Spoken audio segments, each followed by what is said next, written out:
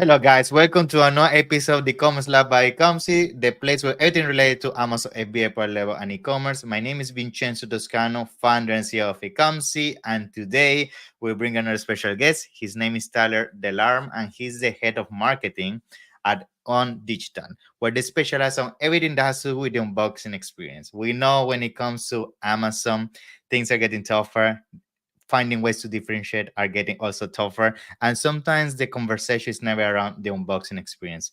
We know that sometimes when it comes to branding, one of the things that we really try is like when we get the new product in our hands, we open that box and we have that unique experience, which is why, for example, brands such as Apple have always that a unique perception in terms of the value that they bring to the market.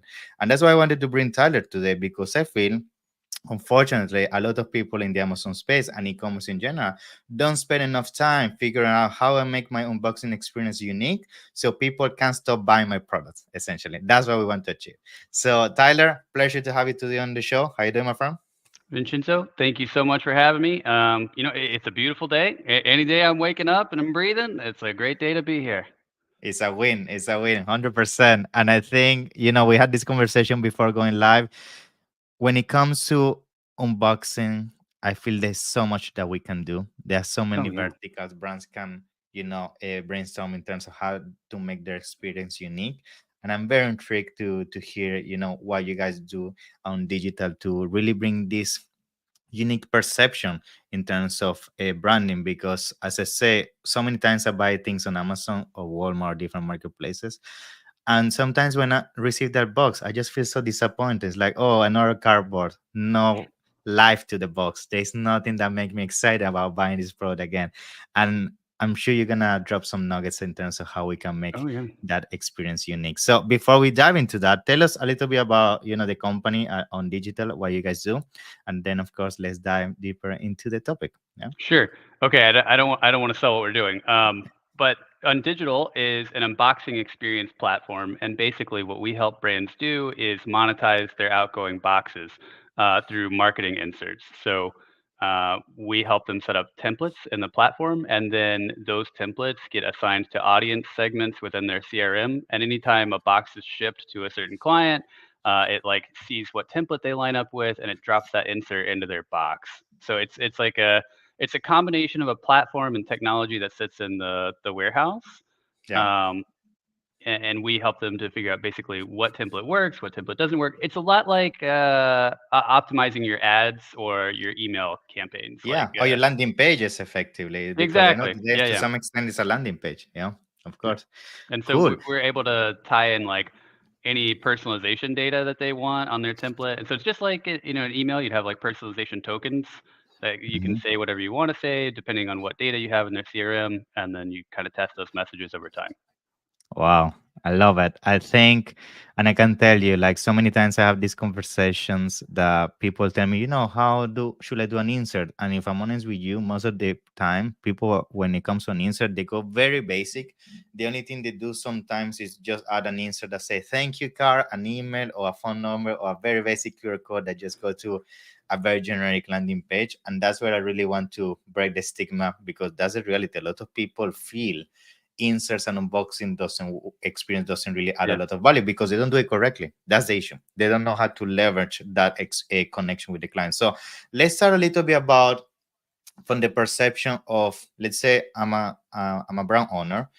I want to start really figuring out how I go about customizing this boxing experience. What is the starting point? How do I even start brainstorming how I create this experience? Like, tell me a little bit about that. Yeah. Sure. So when it comes to your unboxing experience, we want brands to start thinking of it as this value add touch point, that it really needs its own strategy. It needs its own plan. So obviously, you've got to look at what the size of your products are and Mhm. figure out, all right, what's a great size box for it, right? And like, what different sizes do I need in the warehouse? And then, um, what when it comes to branding, like there's certain things that people talk about a lot. They talk about porch pirates a lot. I hear about it all the Mhm. time.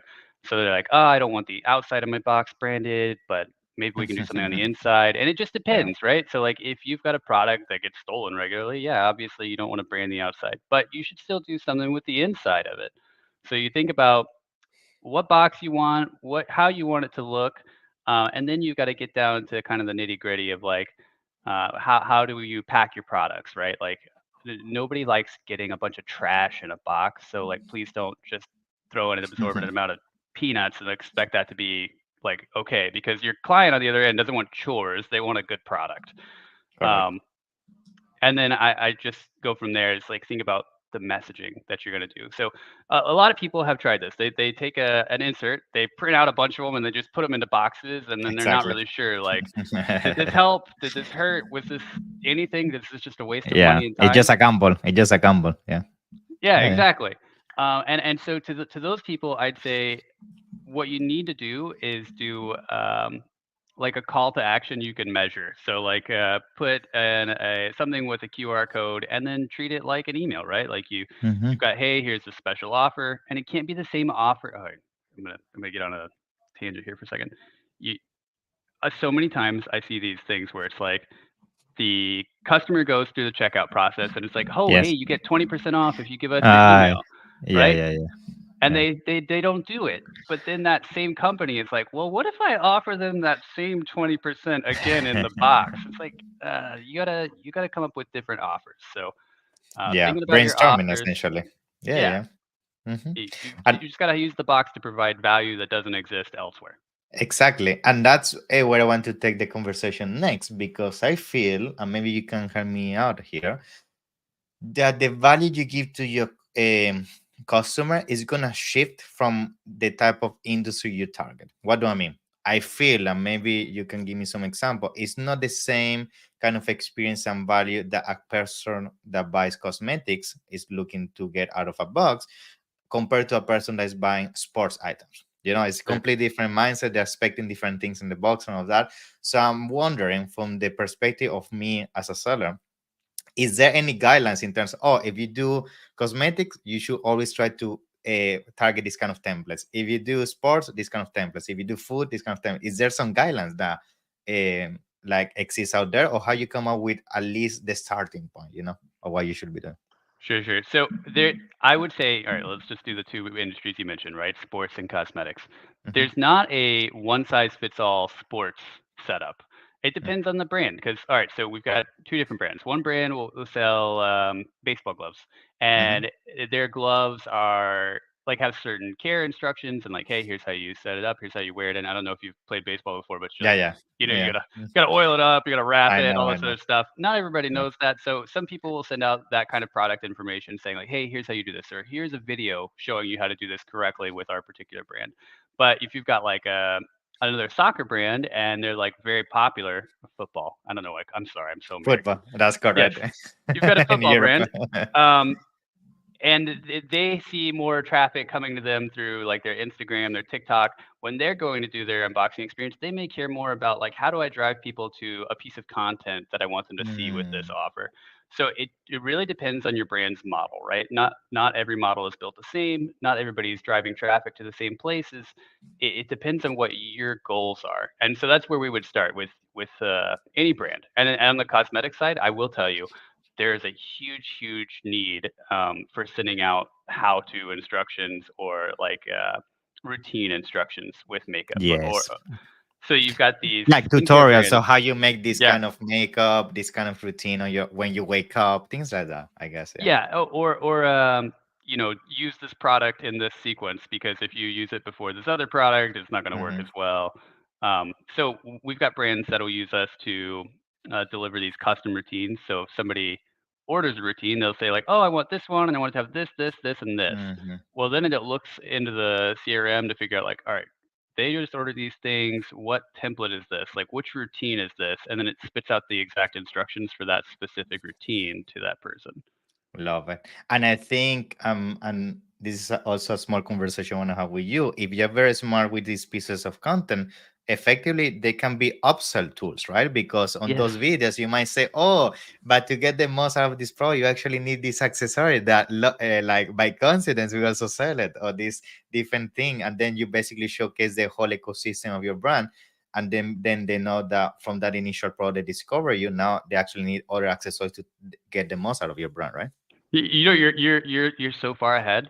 Uh, Like you've got this already. It's like so we recommend people to kind of look at the SKUs that are purchased, right? So you'll get the SKUs that come through, and then if you've got a certain product that has like a complete the look type thing, you can say, oh, Mhm. they got this SKU. Here's the remaining ones, and then if you want, you can say, here's the remaining ones plus a discount if you order them within like Mhm. 48 hours. Nice. Urgency. Yeah, you had that urgency and call to action. Very smart. Love it.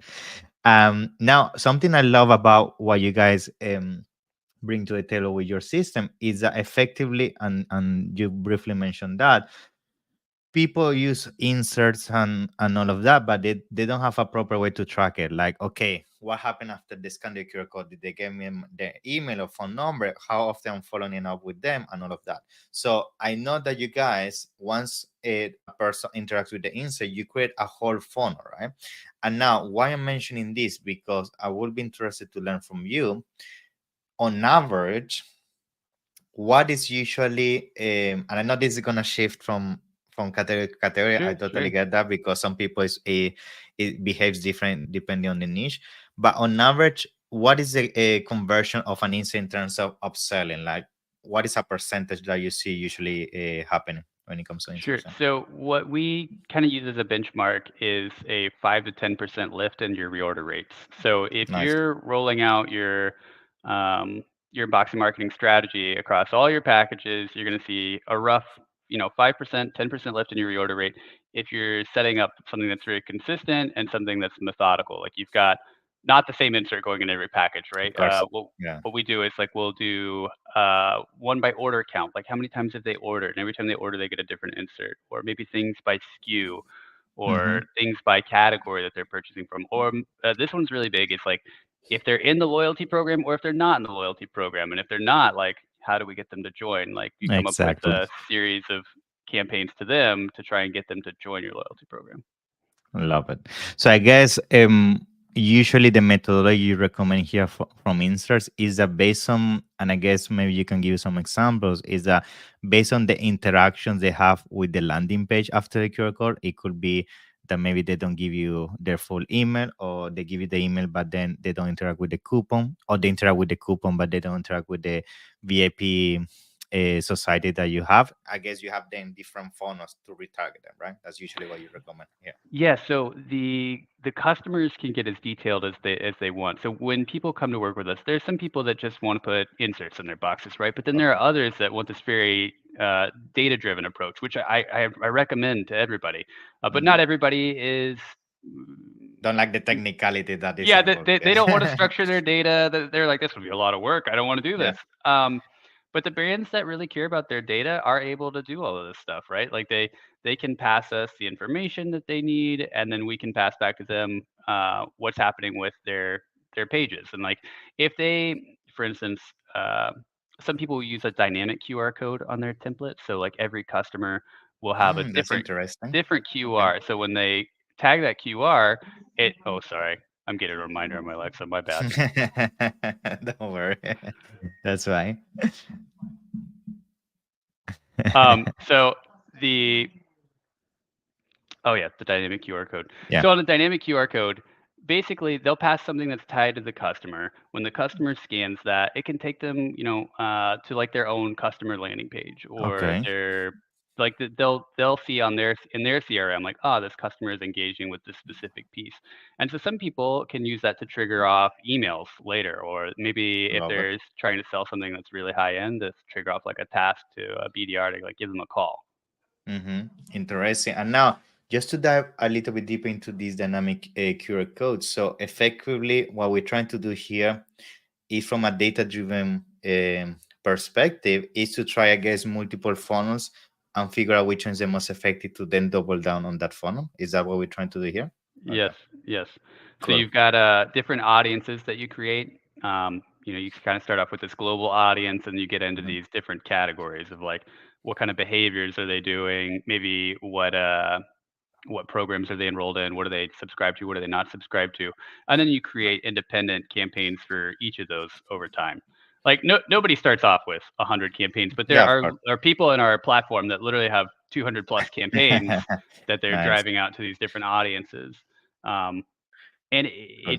it's a very unique. touch point that not a lot of people are using. And once people start to use it and they realize like, oh wow, this is like 2% more revenue every year. It's like, all right, for a pretty sizable company, Which, that could mean a yeah, lot. if we are already in the seven-figure bandwidth, we are talking thousands of dollars. It's a lot. Yeah. Yeah. Yeah.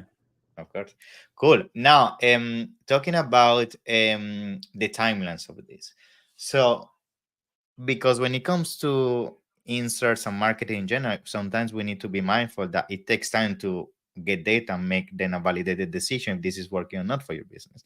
So when it comes to inserts, based on your experience, how long usually we have to give to a specific strategy to actually tell, you know what, it's really working or not? I know, to make a parenthesis here, that this is going to significantly change based on the data sample, because it's not the same Yes. 100,000 people going to the insert that 100 people, of course.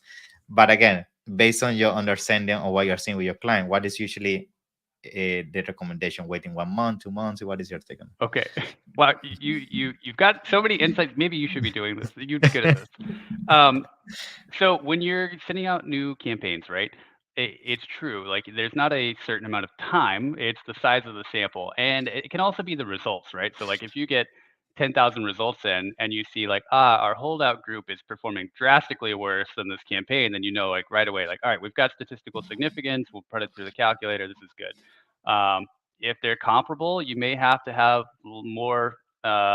Sample size, right? Like you've got to keep growing it until there's enough data to drive statistical significance. For some people, they can do that in like a month. I mean, you think about it this Nice. way: is because you've got to have time for it to go through fulfillment. You got to have time for it to get Mm, shipped. You got to have time for it to get to the customer, and then for the customer to want to convert after that. yeah, So maybe a month is probably the soonest it could happen, even for a very large brand.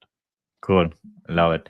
Now, I guess when it comes to creating this community and everything with the inserts, the other thing that I'm really curious to learn from you as well is how we can use this to leverage, for example, seasonality. What do I mean?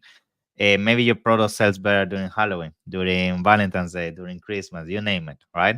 And then you start to identify those patterns. Like, what are some of the things you guys are doing in house or you have been seeing clients doing where you can start leveraging inserts to dynamically shift based on those trends? Yeah. Okay. Um, so there are a lot of holidays that mean a lot of different things to a lot of different brands, and not everyone is important to everybody. Um, we do see that brands do very well when they introduce these seasonal trends, sales, or like these offers, right? Um, and we do recommend that people do them, right? But you don't necessarily need to do one for every holiday. But if like I mean, if you're an adult novelty company, right? Like you're not going to be shipping Mother's and Father's Day stuff. That'd be really weird. Um, Yeah. but if you, for instance, I'll give you a really good one. All right, so we've got a client that is sending out birthday stuff. So Mhm. basically, if the customer orders from this brand and it's close to their birthday, like within a month, it's like, hey, we're so excited about your birthday coming up. Here's like 30% off on this. Like, use it wisely. Like, happy birthday.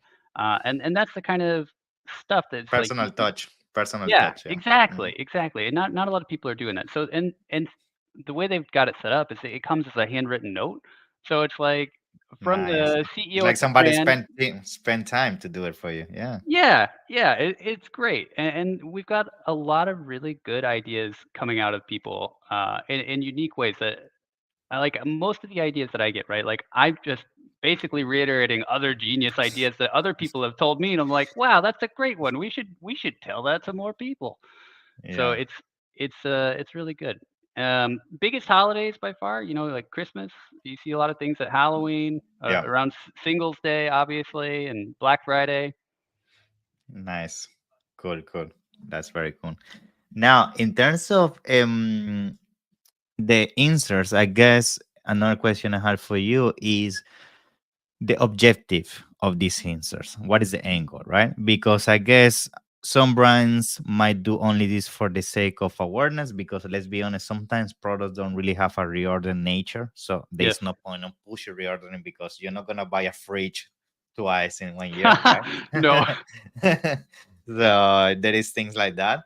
So now, I guess what I'm curious to know is like, how do you see that affecting the behavior of insert? Like, because you have to be mindful of this. Otherwise, Yes, your whole funnel could be obsolete by the time you implement it because it doesn't connect with the nature of your product. So, how exactly. you make sure the insert is tailored toward that? Yeah. Okay, so if you're selling one-time products, right? Like you're doing this strictly for branding. You're not doing this for the reorder Mm. rate. Like if somebody's buying a fridge or a coffin, like Yeah, you've got to be exactly. mindful of that, right? Like, and you maybe just do something that adds a personal touch that is meaningful to the person. So I'll just use this fridge one. I don't have a fridge customer, but if we did, I would just recommend to them to send something that's like, hey, here's our return policy, here's our guarantee to you, and like here's maybe even something along the lines of like, hey, here's why we're in this business, here's why we're doing this and why we care, and here's why our product is the best. Like,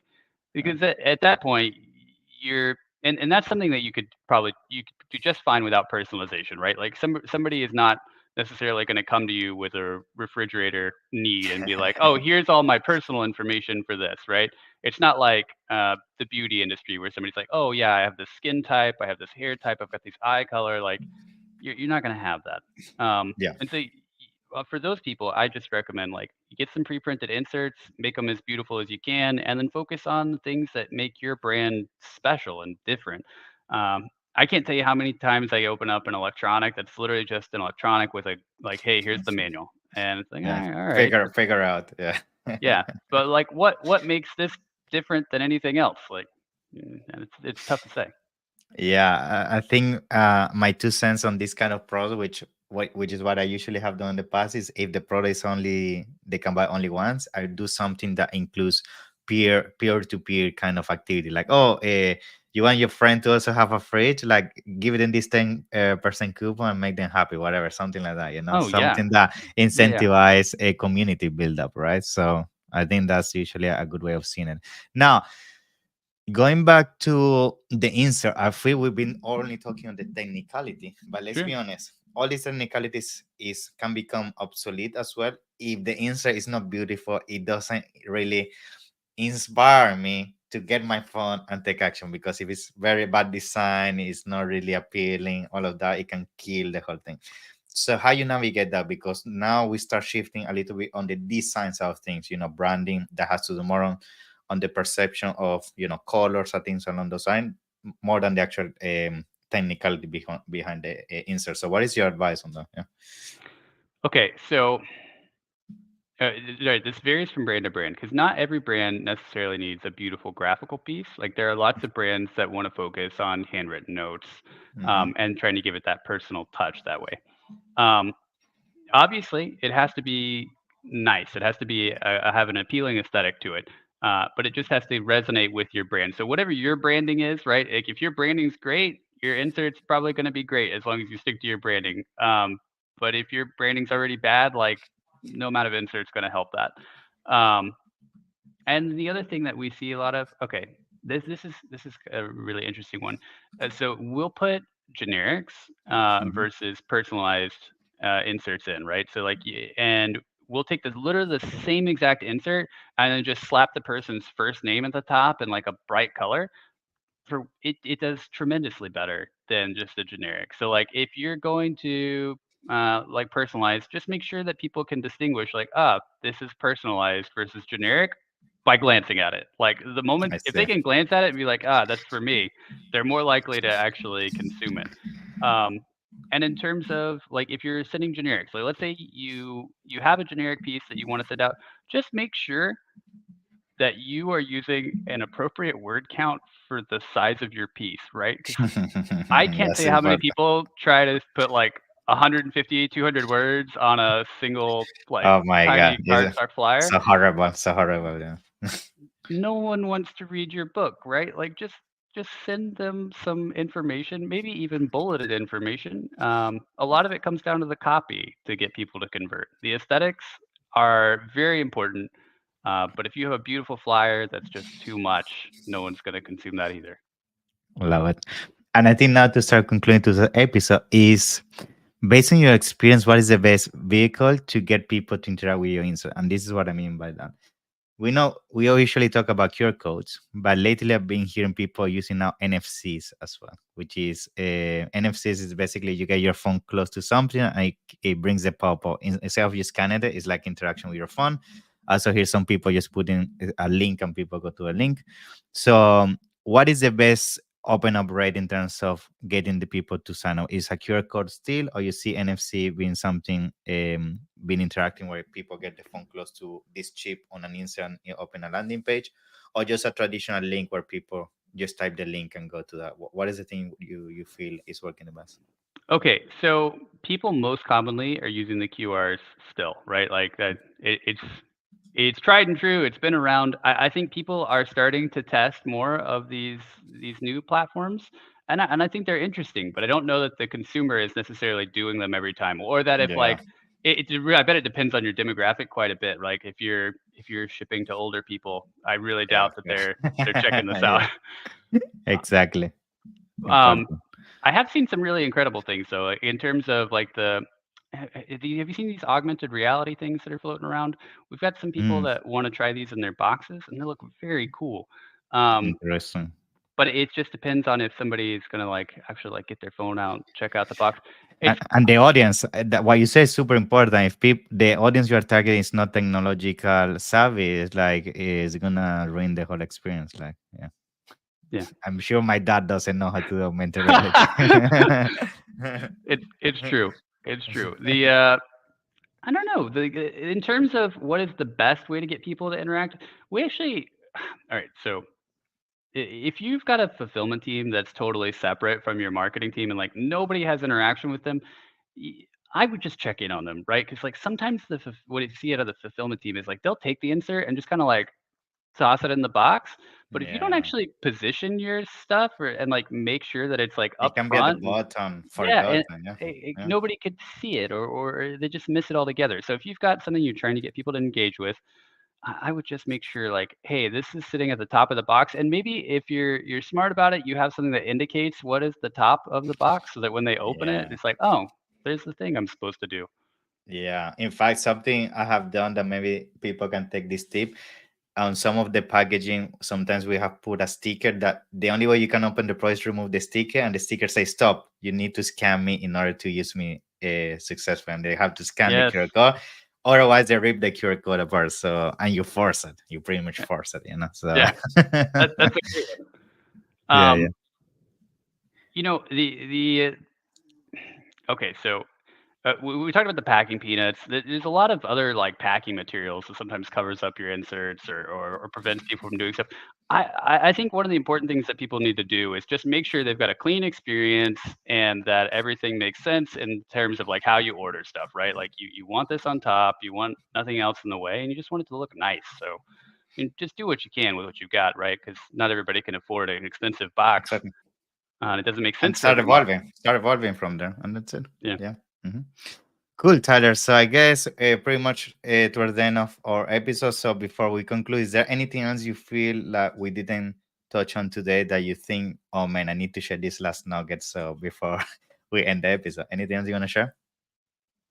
I will just say if you're not shipping something in your packages, you're probably missing out. Yeah, for sure. I've got to say most brands that aren't shipping something, you're losing out, especially if you're not using a call to action. Your unboxing experience has a 100% open rate, right? Like Yeah, yeah, you should be putting a message in that if you're not. yeah. And That's great, Tyler. I that's it. Main appreciate that. thought. Cool. So, in case people wanna get in touch with you or the company on digital and work with you guys, how people can find you? Sure. So obviously our website is undigital.com. That's undigital.com. And an easy way to reach out to me is just my email. It's tdelarm@undigital.com. Easy enough. Awesome, Tyler. Thank you so much for your wisdom. It's been a pleasure, and I can't wait to see you soon at future events. Yeah. Thank you so much for everything. Pleasure. Vincenzo, thank you, sir. Yeah. Thank you. Bye bye.